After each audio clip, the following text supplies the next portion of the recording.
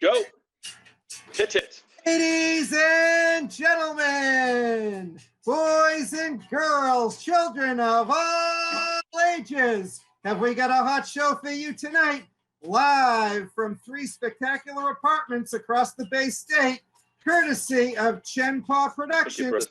You last saw them at the Pavement Restaurant over the weekend, enjoying Lux, bagels, and coffee, and they're here for you tonight. Ladies and gentlemen, please put your hands together for Anything Goes with Larry and Ray. You're absolutely frozen. I'm frozen. We're back. No, you're frozen. Can you see me cool, Peter Cavicchio? Looking good.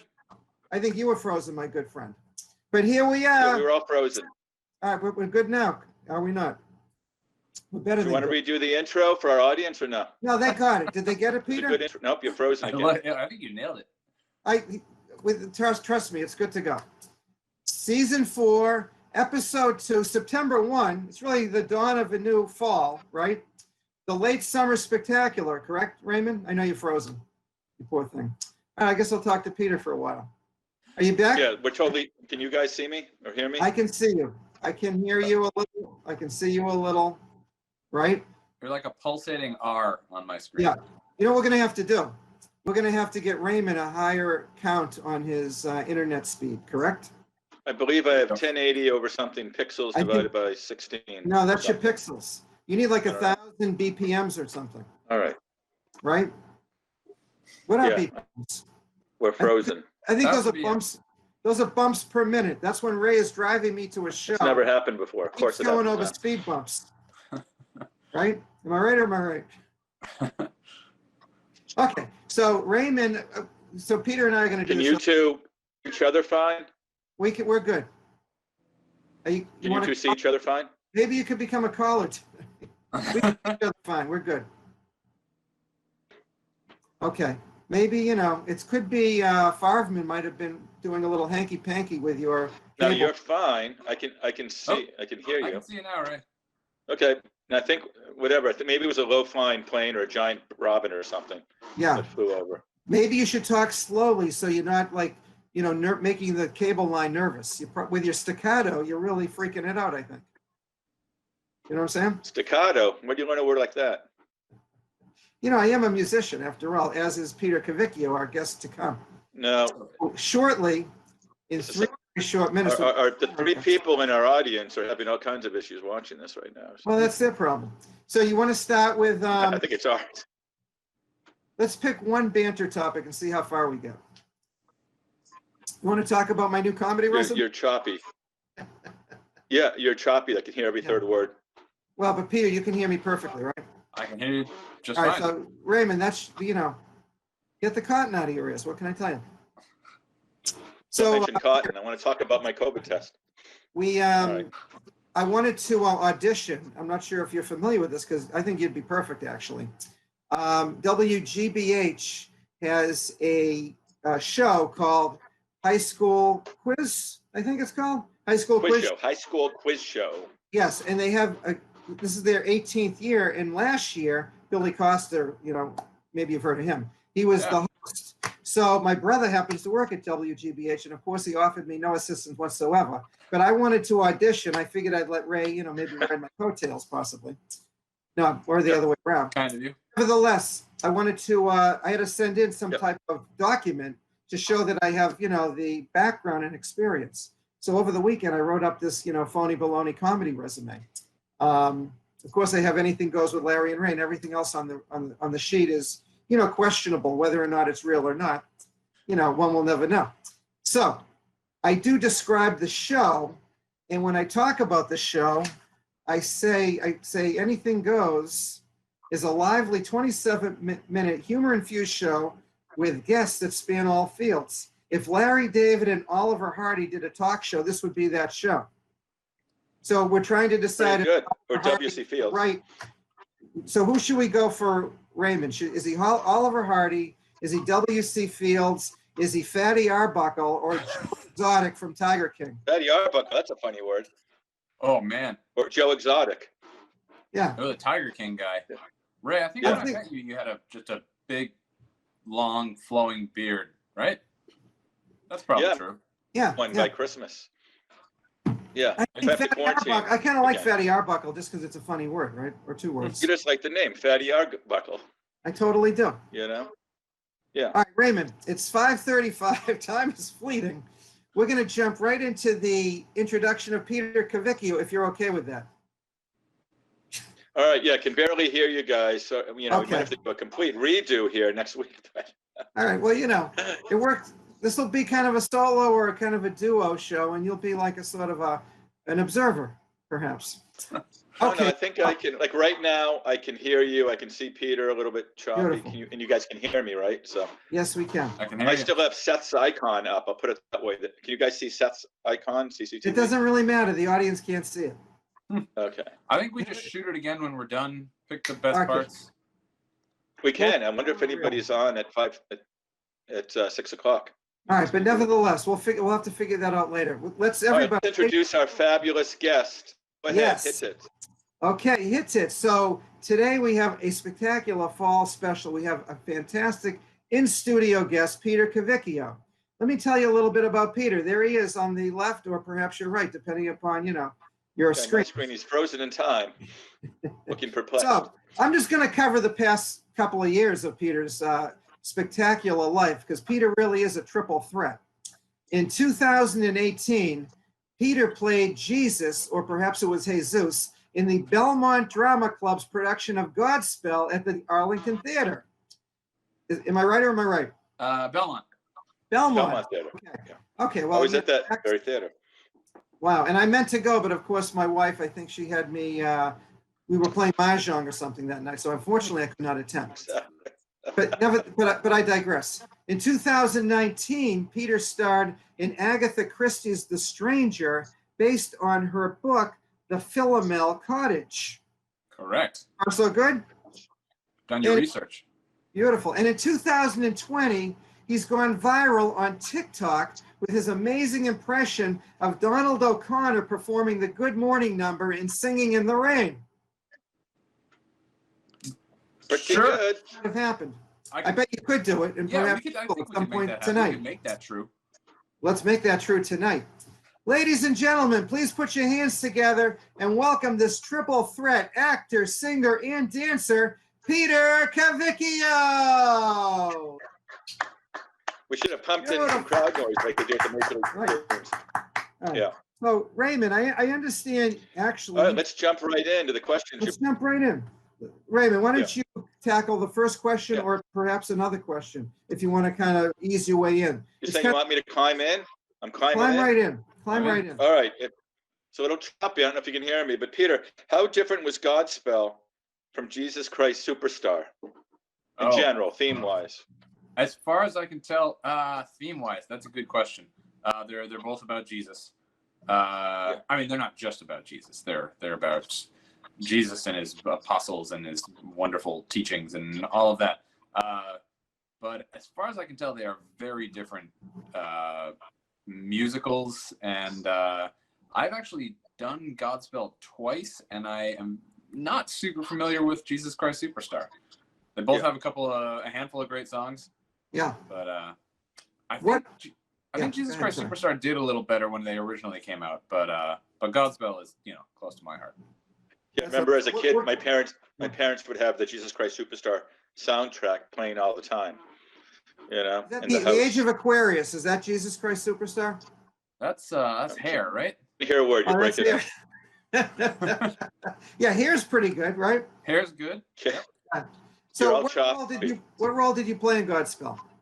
I played Jesus. So I did Godspell He went right to the years top. ago, and I played Judas, which is also John the Baptist. But then recently, a couple years ago, I played Jesus. That's awesome. What did you prefer, being Judas or Jesus? So Judas, in my opinion, Jesus and Judas do a song together that I think is one of the most fun songs in the show. It's called All for the Best. It just has this really kind of like fun, bumping, fast stuff that he gets to sing in that song. So I think he has the most fun vocal part in the show. But Jesus is fun to play. I had to learn a lot of lines that so many of Jesus's lines start with, "I tell you this," or "I have a story for you."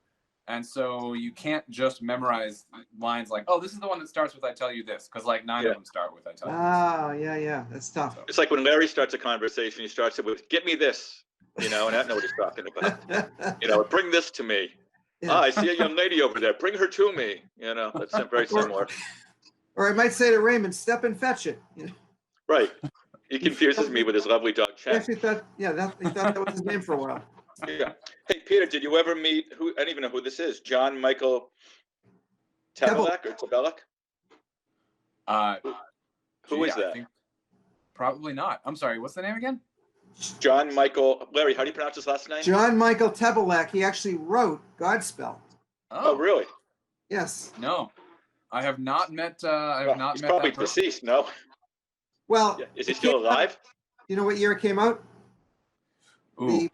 Off Broadway, I might add. 69. Close. Was it later? Was it the 70s? Early 70s, 71. 71. Okay. We can save this for the trivia portion of the show, though. We have that coming up. Yeah. Well, we could intermingle. Yeah. Never met Andrew Lloyd Webber, obviously, right? Well, Andrew Lloyd Webber wrote what? He wrote Jesus Christ Superstar, right? Andrew Lloyd Webber. Yes. Did you ever meet him? Oh, no. It's not, I mean, We That should. a lot of people haven't. An exciting person to meet. Yeah. It would be. Okay, let's go to this question. First of all, did you sing any songs in Godspell? Yeah, I sang a handful of songs. There were only like 2 songs that I kind of like were like solo type of songs. But then the cool thing about Godspell is almost everybody in the cast is on stage all the time. Like nobody leaves the stage ever. Right. I was off the stage actually more than the rest. Yeah, that's pretty cool. Well, you probably had to catch your breath. Yeah, I had to catch my breath. I had to die. So. Oh, yeah. I know. Well, Larry, is of a different faith. He really doesn't know the whole story, but I guess the cat's out of the bag after 2,000 plus years. So, What are you talking about? Jesus was Jewish. Correct? Right. There you go. So we have that. See, you just gave Peter a spoiler alert. and what about the song "Day by Day"? Larry, for example, thinks it's very overrated. I like it. Larry would rather listen to like "Minute by Minute" instead of "Day by Day." "Minute by Minute" by the Doobie Brothers in the '70s. Is that right? Am I right? Actually, they're both great songs. I have to say. Yeah, but one involves the minute, one involves the day. Yeah, I'm working on a song called "Month by Month."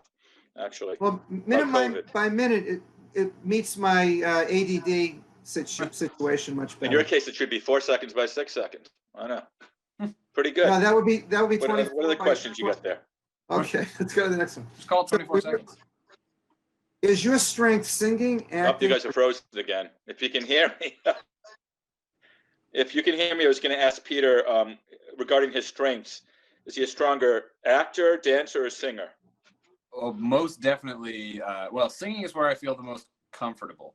I like musicals because if you don't like my acting, you can just wait like 5 minutes and I'm going to start singing. Exactly. So you don't have to worry about how the. It's like New England weather. Yeah, exactly. Yeah. I definitely feel most comfortable singing. I'm getting a little bit more confident with the acting. Like the second show that you mentioned was a sort of a straight play, so to speak. No music. Right. Dancing is just abysmal. I cannot dance to save my life. Yeah. Fortunately, Jesus did almost no dancing in Godspell, so that was helpful. Is that how they chose you for the role? I think so. I think they saw me dance and they were like, let's give this guy the role that doesn't dance at all. Well, on the other hand, if you need it with my shoulders, they just kind of stay straight no matter what dance I'm supposed to be doing. I could coach you a little bit because I'm actually known for my dancing technique, and I would say my acting fall. If you need a dancing double, they could get Larry right in there as the body double dancer. He does an incredible leg kick. Perfect. He's really very good in certain circles. Very small circles. I'm known for my high kicks. He's fairly well known. Just turn on like a fog machine or something. Nobody will know the difference. That's true. Yeah, exactly. When those lights go down. Yeah, as long as there's some disco music behind him. Yeah. Well, what role did you play? Go ahead. So I was going to say, what role did you play in The Stranger, which I'm fairly familiar with? In fact, it was on TV, one of the versions.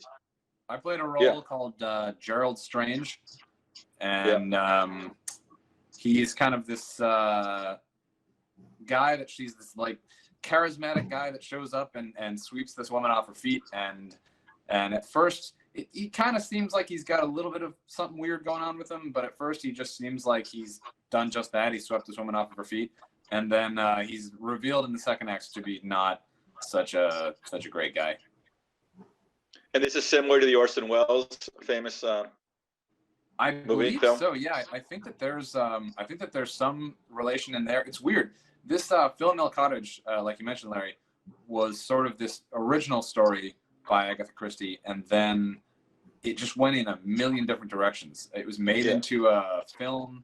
It was made into a radio play. That was, I think, what you were talking about, Ray. It was later made into this play. So it's kind of had a whole lot of iterations over the years. Yeah. You know, there's a good chance I'm not going to see the movie or play, so maybe you could tell me how it ends. No, it's not that disturbing.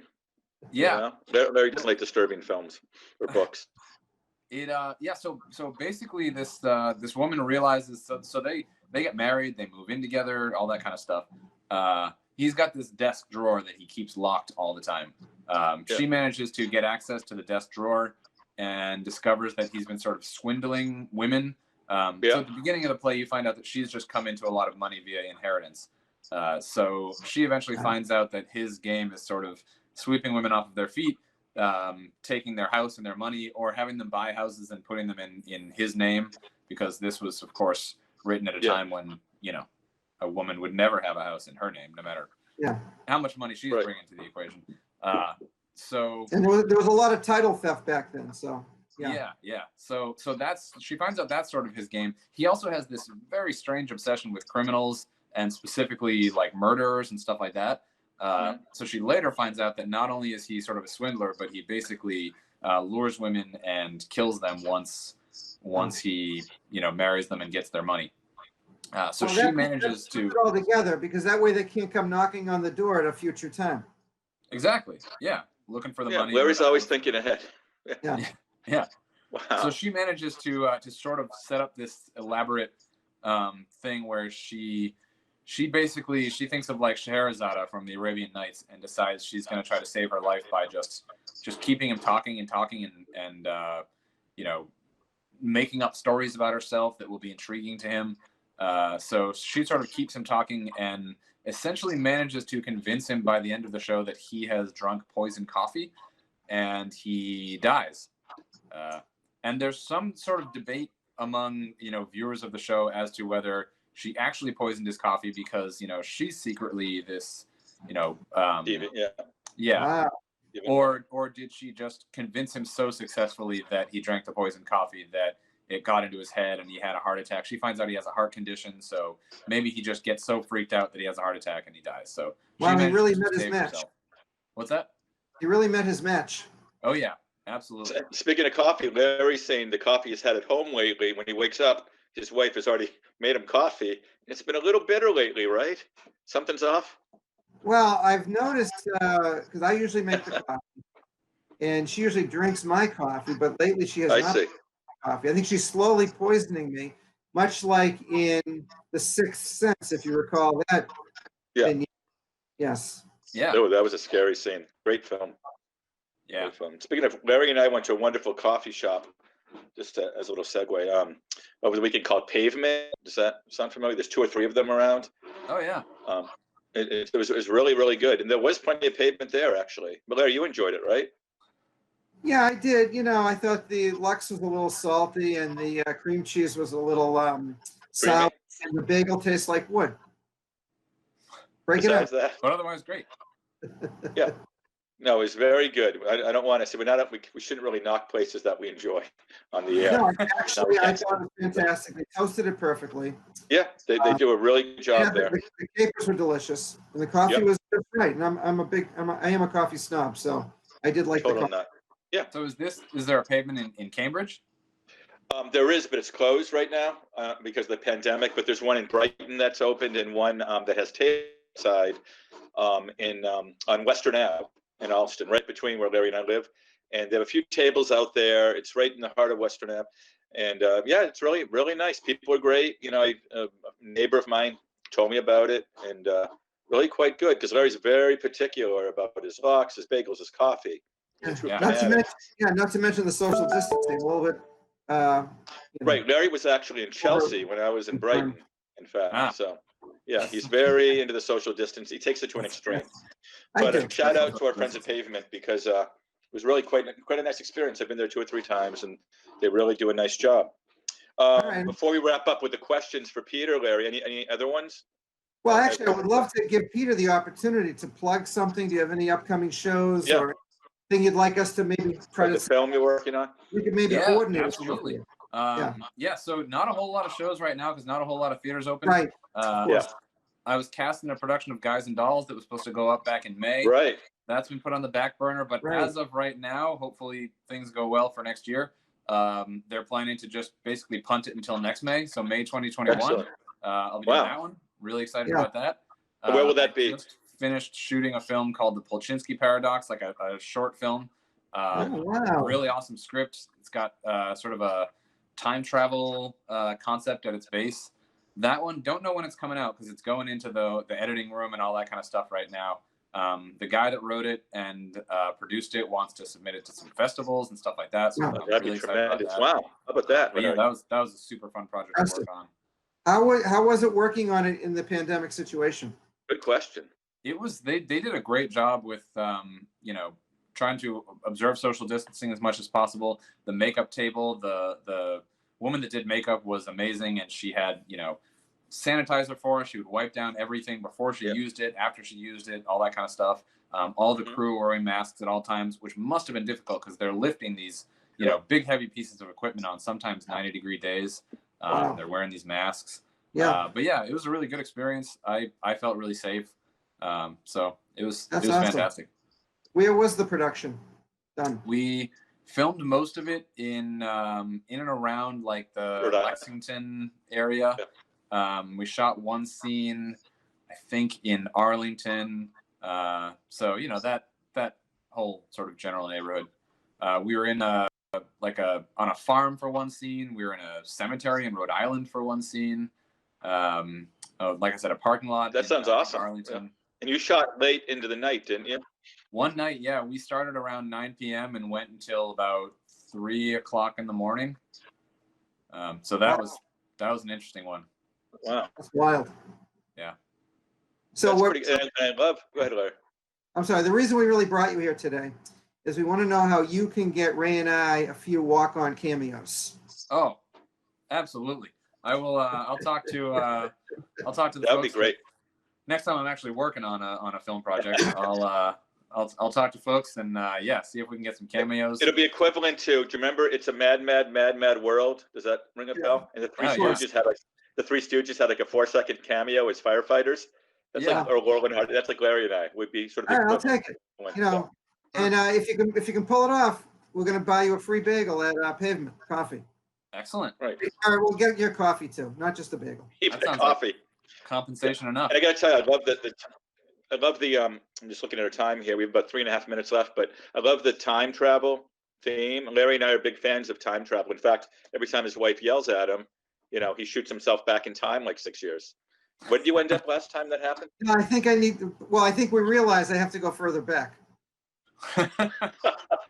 14 because it was years. I was at Before the the marriage. conversation 6 years earlier. Got to go back to the root cause of the yelling. Yeah. But I thought I'd go back to my teenage years. Yeah, there's 3 of them, I think. Yeah. But Larry and I saw a film by the Klaas brothers, Safety Not Guaranteed. Remember, Larry? That was about time travel. Mark Duplass. Great film. Yeah, that's a good one. You've seen it, anyway. Killer. Oh, really, really good.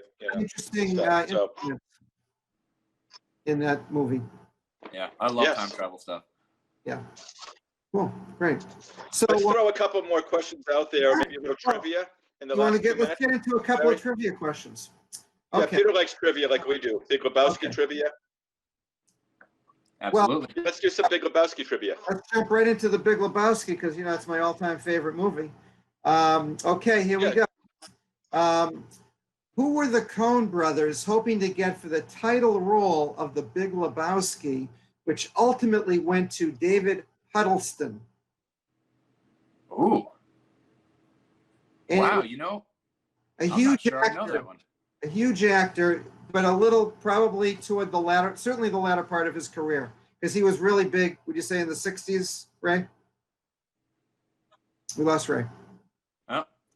I know. Yeah, you guys are frozen. You're back. So wait, the guy that ultimately played him, what was his name again? David Huddleston. Oh, that's right. Huddleston I know passed away Charles about a year Durning ago. does some work with those guys, right? That's pretty good, but no, not him. That's a good guess, though. Sorry, you guys are fading out. Orson Welles, he We're was fine, long we're gone by then, yeah? I'm sorry? Orson Yes. Welles was long gone by then? Oh Yeah, yeah. you get the right size. Actually, You get the right size person, though. Go by yeah, the. Orson Welles would have been perfect. I give up. Yeah, Okay. I'm really so curious it was Marlon Brando, Ooh, how about that? wow. and Marlon they also considered Robert Duvall, Anthony Hopkins, Gene Hackman, and Ernest Borgnine. Wow. But They're none of going them. for some heavy hitters there. Hackman would have been great. Hackman would have been fantastic. Great, it's We got about less than a minute. Okay. Sorry about the choppiness, and again, I apologize to our vast studio audience, but things are really choppy. We have a very bad connection for the first time remotely in these many remote quarantine pandemic episodes we've done. So we're going to wrap up. Any parting words? Peter, thank you for joining us. We'll talk afterwards. Thank you both so much for having me on the show. I had a fantastic time. It was great talking to you both. Thanks. And what we'll do is once we figure out these technical difficulties, we'll maybe even do it in the next episode or whatever. Absolutely. That we have. We'd love to get you on when it's We can watch it tonight, and we'll see what we think. There we go. I hope See I what we get think, to see you everybody. guys in the studio sometime. It's going to live be in the studio one of these fantastic. days. I guarantee it.